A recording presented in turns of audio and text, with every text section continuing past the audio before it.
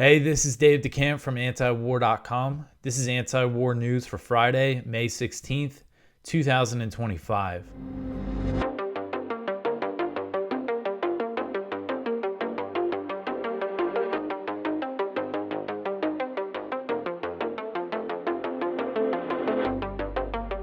All right, the first story at the top of antiwar.com today: the U.S. will not force Israel to end Gaza slaughter. So this is bad news here. According to a report from the Times of Israel, U.S. Middle East envoy Steve Witkoff has told Arab mediators that the U.S. will not force Israel to end its genocidal war in the Gaza Strip. The report, which cited Arab officials, said that Israeli Prime Minister Benjamin Netanyahu has been staunchly refusing to end military operations in Gaza, and this is a position that he's made clear in public comments as the Israeli military is preparing to significantly escalate its assault on Gaza, and it looks like that may have already begun. We'll get more into that in another story. So I put in a quote that I mentioned yesterday. Basically, Netanyahu saying, even if Hamas, releases some hostages, we're not stopping. We're not going to end this. And the Times report also cited a source who was present at a meeting that Witkoff held with the family members of Israeli captives last week. And in that meeting, he said that he did not believe Israel's plans to escalate will be effective. And then he held another meeting with hostage family members this week, and he was asked, so if you're against this escalation, why don't you force them to stop? And this was Witkoff's answer. And this is according to a recording obtained by Haaretz. So we know that Witkoff said this. He said, quote, "We're not the Israeli government. We don't disagree. The Israeli government is a sovereign government. They can't tell us what to do, and we can't tell them what to do," end quote. But the fact is, Israel's military operations in Gaza are entirely reliant on U.S. military aid. They would not be able to sustain them without it. Israeli officials have acknowledged this. So if the U.S. is really against what's happening in Gaza, this genocide that we're seeing unfold before our eyes, they could stop it by simply cutting off the military aid. It's just a matter of that. Trump could get on the phone and say, hey, we're not going to keep supporting this. And that would be enough to make Israel stop it and agree to a ceasefire deal. But Witkoff saying they're not going to do that. And if they're not going to do that, then this is going to continue. So according to the Times of Israel report, Witkoff is now proposing a deal for a weeks-long ceasefire that would release a few captives. Hamas's position is that it's willing to free all the hostages at once in exchange for a permanent ceasefire. Witkoff has insisted that during the weeks-long truce under this deal that he's proposing, the U.S. would ensure Israel entered talks on a lasting deal, but Hamas is unlikely to agree to an agreement without an upfront commitment to a permanent truce. Israel was supposed to enter talks on a permanent ceasefire under the deal that was signed in January, but it refused to do so. So the chances of any kind of deal seem very, very slim. And according to a recent report from Axios, Israel was going to start its next escalation on Friday if there was no deal. And it's Friday in Gaza right now, and they're bombing across the entire strip, according to the reports that are coming out early Friday morning in Gaza. All right, so the next one here, Trump says the U.S. wants to take Gaza and turn it into a freedom zone. So President Trump said on Thursday that he wants the U.S. to take Gaza and turn it into a freedom zone, signaling that he hasn't given up on his idea for a U.S. takeover of the territory. The president made the comments during a meeting with business leaders in Qatar before heading to the UAE later in the day. Trump said, quote, "I have concepts for Gaza that I think are very good. Make it a freedom zone. Let the United States get involved and make it just a freedom zone. I'd be proud to have the United States have it, take it, make it a freedom zone. Let some good things happen. Put people in homes where they can be safe, and Hamas is going to have to be dealt with," end quote. So Trump first called for a U.S. takeover of the Gaza Strip back in February and has said that it could be turned into the Riviera of the Middle East. And based on his previous comments, his vision would require the ethnic cleansing of the Palestinian population, which, of course, he framed as, oh, they would love to leave. The president has said that Palestinians could no longer live in Gaza due to the vast destruction that Israel has inflicted on the territory. So he said this on Thursday, quote, I have aerial shots where, there's practically no building standing. It's not like you're trying to save something. There's no building. People are living under the rubble of buildings that collapsed, which is not acceptable, end quote. So as we know, Israel's plans for escalation in Gaza would involve demolishing any remaining building, forcing all the civilians into a tiny area of southern Gaza or concentrating them there, as Smotrich put it, as the Israeli military plans put it. And then the idea is to pressure them to leave and basically a full military occupation of Gaza. That's the next step here. There was a recent report from NBC News that said Trump is frustrated with Israel's plans to escalate because he sees it at odds with his plans for rebuilding there, with his plans for the U.S. takeover, basically.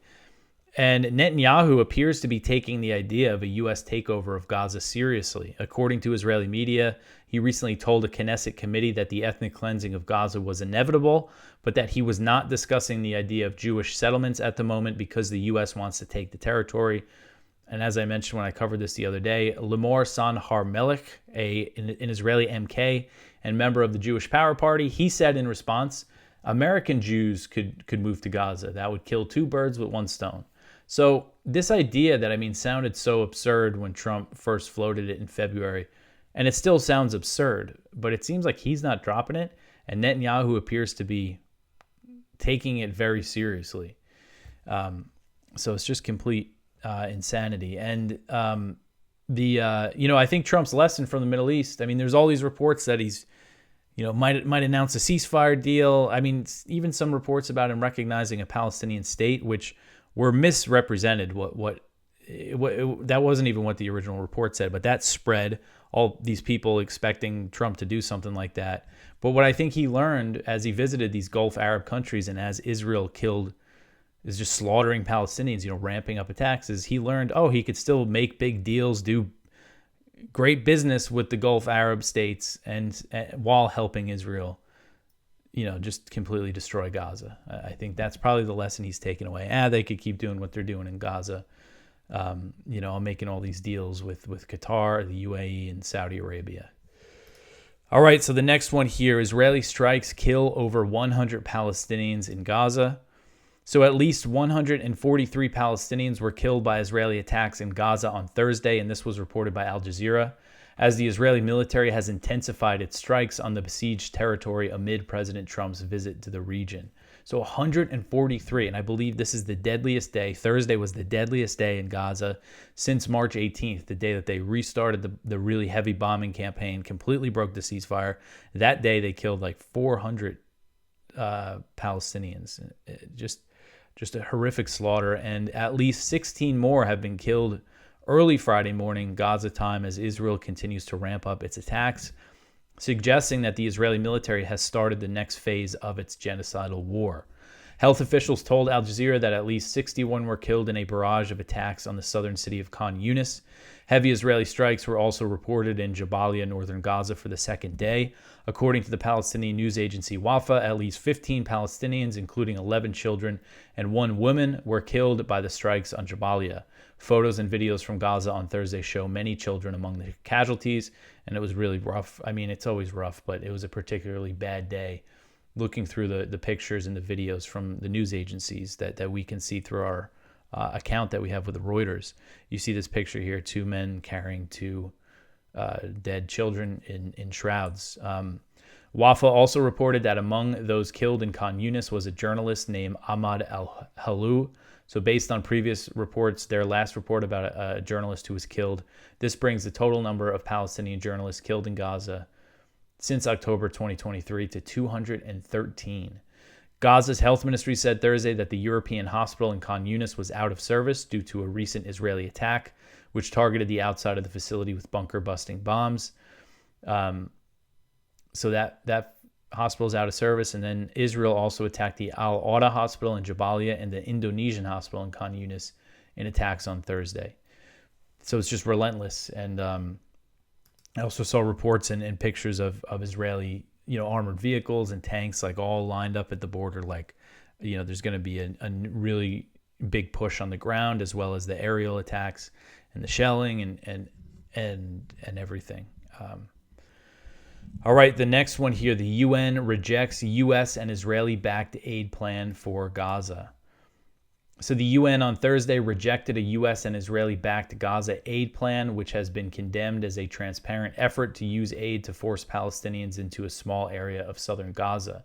Deputy UN spokesman Farhan Haq told reporters, quote, "This particular distribution plan does not accord with our basic principles, including those of impartiality, neutrality, independence, and we will not be participating in this," end quote.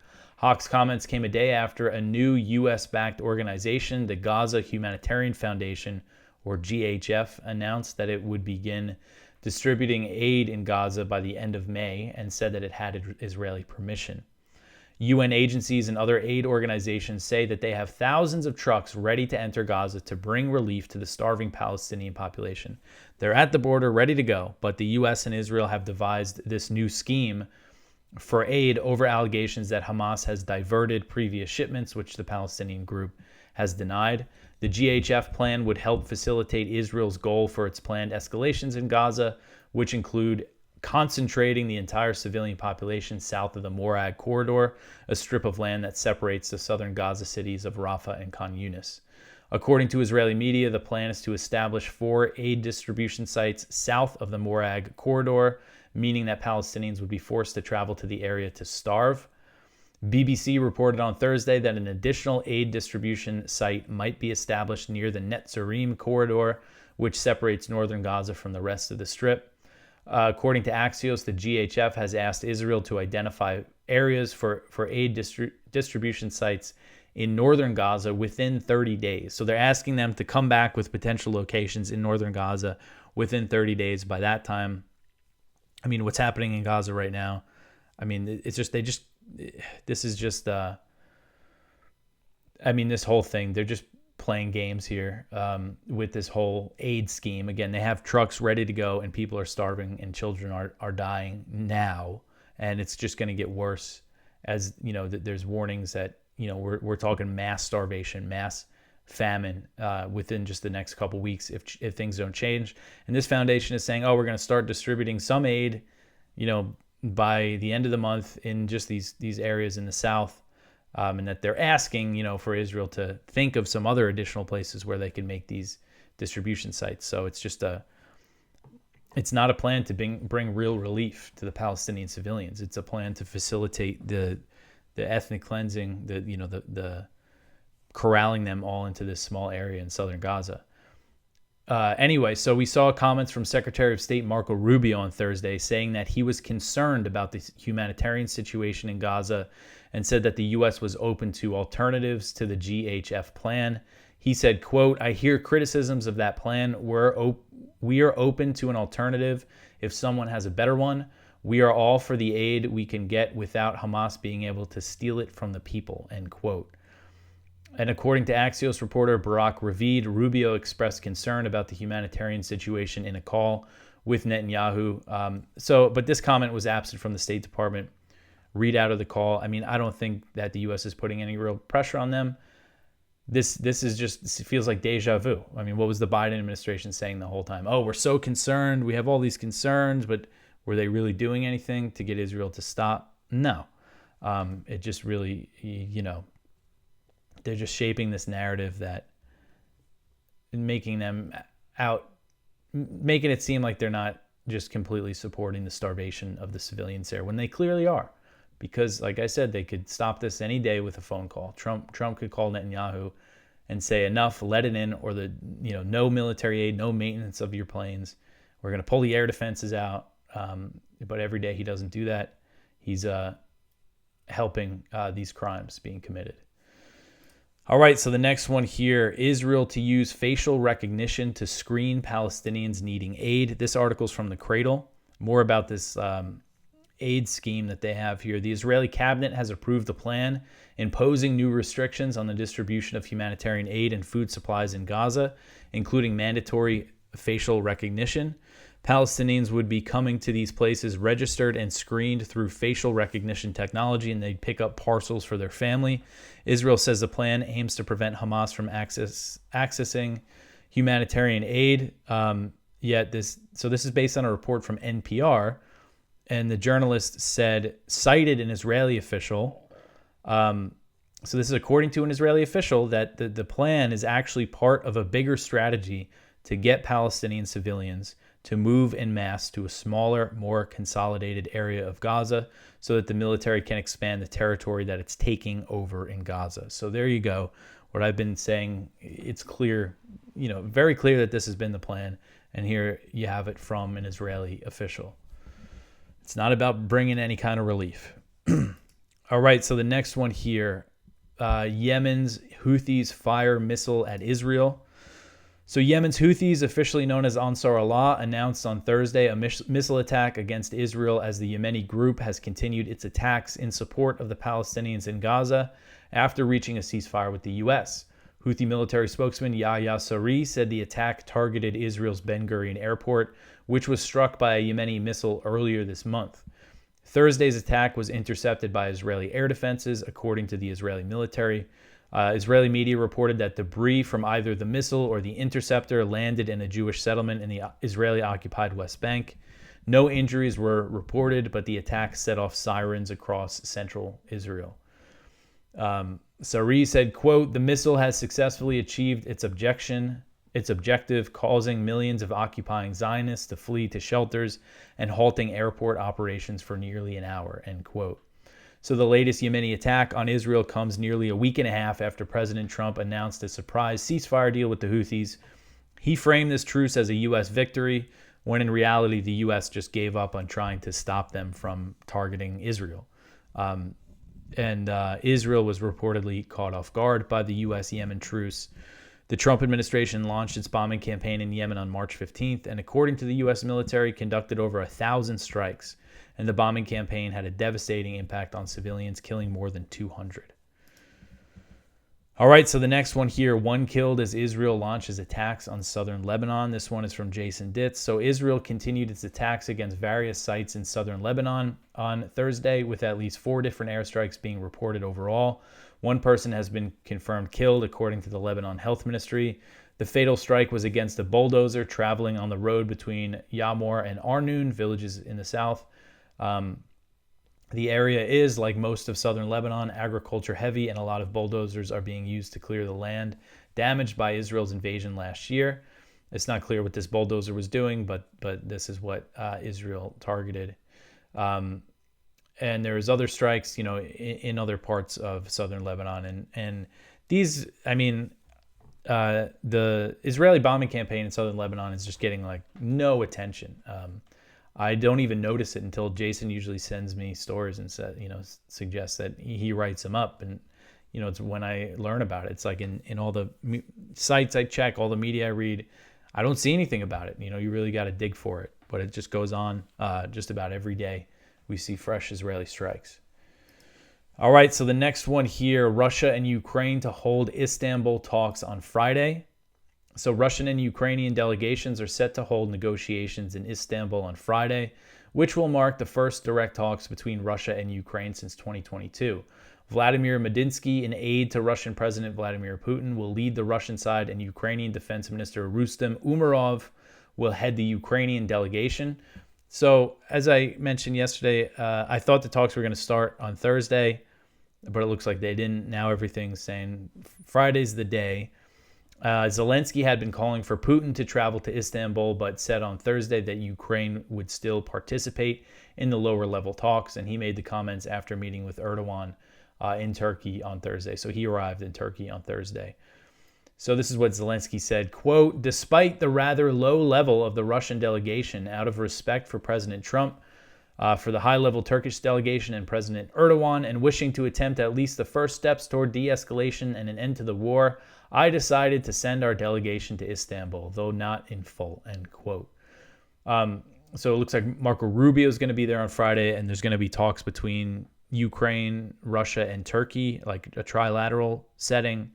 So we'll see. It's supposed to be like just a flurry of meetings kind of all day in Istanbul. So hopefully there's some progress here, but man, it's hard to be optimistic when you just look at the reality of the situation. All right, so the next one here, Jake Sullivan says Trump is not doing diplomacy right, which is just really rich coming from this guy. So this article is from Kelly Vlahos at Responsible Statecraft. So Jake Sullivan, who did not do diplomacy, as Kelly says here, he did not do any diplomacy with Russia or between Russia and Ukraine, is saying, oh, Trump's not doing diplomacy right. So I'm just going to quote what he says. It's a little long. I don't know if I'm going to read the whole thing, but this is Jake Sullivan, again, the who was part of this administration that oversaw this disastrous proxy war, that didn't even give diplomacy a shot once Russia invaded. They acted like they wanted to end the war. Sorry, they didn't act like they wanted to end the war. They clearly wanted to prolong it, because if they did want to end the war, they would have been pursuing negotiations or encouraging negotiations between Russia and Ukraine. But that's the exact opposite of what they actually did. And look where it got us. So Sullivan said, quote, well, I spent a lot of time in the transition with various officials in the Trump administration, and we spent a lot of time talking about Ukraine, and what I said to them was, we are trying to tee you up for effect diplomacy with leverage. So in the months before we left office, we sanctioned Russia's oil sector, we surged weapons to Ukraine, we seized the proceeds of Russian assets and gave them to Ukraine, all steps that we took to put Ukraine in the best position on the battlefield so that this administration and the Ukrainians would be in the best position at the bargaining table. And I said before I left office in 2025, 2025 should be a year of diplomacy, but that diplomacy should be standing behind Ukraine, imposing leverage on Russia, and generating a good deal. And what worries me is that too frequently over the course of the past 100 days, we've seen the administration take Russia's side of the issue and not use the pressure and leverage on Russia to improve the bargaining position of Ukraine. So I welcome diplomacy, but I would like to see it conducted in a way where President Trump actually follows through on his threats to impose greater pressure on Russia, because I think only then are you going to get the kind of deal that would be fair for Ukraine, end quote. And I think it's clear at this point that if Trump really wants a deal, he's got to put the pressure on Zelensky. He's got to make serious concessions to the Russians, or this thing's going to just keep going. Again, it's just the nerve of Jake Sullivan to say something like this. He's one of the leading figures in this just whole disaster, and very responsible for why Ukraine has been destroyed and why we're in this situation today. Him and Tony Blinken and Victoria Nuland, just the worst. All right, so the next one here. Trump says the U.S. and Iran are close to a nuclear deal. So President Trump said on Thursday that the U.S. and Iran were close to reaching a nuclear deal, though the details of a potential agreement remain unclear. The president said that the U.S. wouldn't be making any nuclear dust in Iran, which is apparently a reference to his threats to bomb Iran. He says, we're not going to be making any nuclear dust, so I guess that means he's saying they're not going to bomb Iran. He says that he thinks that they're getting close to maybe making a deal. And then he said something interesting. He said, quote, you probably read today the story about Iran. It's sort of agreed to the terms, end quote. So he didn't say specifically what story he was talking about, but there was a report, an interview published in NBC News with Ali Shamkhani, an advisor to Iranian Supreme Leader Ali Khamenei. And in the interview, Shamkhani said Iran was ready to commit to never making a nuclear weapon, to reduce uranium enrichment levels, get rid of its stockpile of highly enriched uranium, and allow international inspectors to verify the process in exchange for sanctions relief. Sounds like a good deal, right? This has essentially been Iran's position all along. This is basically the JCPOA, what he laid out here. Getting rid of their, bringing their enrichment levels down. I mean, this is, again, what they've said that they're willing to do. I mean, Araghchi, the Iranian foreign minister, essentially said the same thing right before the talk started. So Trump shared this interview on his Truth Social account. He just tweeted out the link. So that suggests maybe this is something that the Trump administration will go for. The only thing is that publicly, all the Trump administration officials are saying there can be no enrichment. And what Iran is saying is they're going to continue low-level enrichment. The JCPOA capped uranium enrichment at 3.67%, which is very low. But anyway, hopefully this is something Trump is really thinking about, is just accepting a deal like this. We have all this opposition from Republicans, and at this point, when it comes to the Middle East, it's tough to be optimistic with everything, happening with Gaza right now. But if Trump really wants a deal, this is the kind of deal he can make. It's right there on the table. So we will see what happens. All right, so I will left up the one yesterday about the airstrikes in Somalia, just because that gets such a little attention. All right, so the last story here, the U.S. to spend $1 trillion on nukes over the next decade. So this article is from the Libertarian Institute by Kyle Anzalone. So according to the Congressional Budget Office, Washington will spend $1 trillion from 2025 to 2035 on modernizing and operating America's strategic arsenal. So the report says that it's going to cost a total of $946 billion over those 10 years. And the spending includes $357 billion on operating nuclear weapons and delivery systems, $460 billion on modernization projects, and $130 billion in expected costs overruns. And the forecast in this year's CBO report is $93 billion higher than the estimate produced last year. So the cost for maintaining and the U.S. nuclear arsenal just continues to rise, and they're in the process of developing. This is something I think I mentioned this recently, but the U.S. recently replaced its B-61 gravity nuclear bombs that it has in Europe. They're bombs that gravity bombs that are dropped from airplanes that are nuclear weapons, and they replaced them with the most modern, updated ones, and they already started working on the next update for them, the next phase of those types of bombs. So the modernization is just never ending. It's just a total boondoggle for the weapons makers, and it's to maintain these weapons that could just destroy the world. So there's just it's just the U.S., Trump was talking about getting rid of nuclear weapons and things when he first came in office, but it seems like that's gone by the wayside. The state of arms control between the U.S. and Russia is in a very bad situation. In 2026, the last nuclear arms control treaty between the U.S. and Russia is going to expire. So that's no good. All right, so that is it for the news for today. Please go check out our Viewpoints. One from Jonathan Cook. Thoreau's film on Israel's violent settlers was a mirror. Resist the calls to look away. One from Trita Parsi. On Iran, Trump should resist the zero enrichment fantasy. One from Michael Holmes. Chronicle of an Unnecessary War, How the West Provoked Russia and Squandered Peace. One from Andy Corbley. U.S. continues weaponizing space whilst NASA sees budget cuts. And our spotlight is from Mohammed Shahada, Why Israel's Demand for Hamas to Disarm is a Red Herring. So please go check all of that out. So much stuff going on.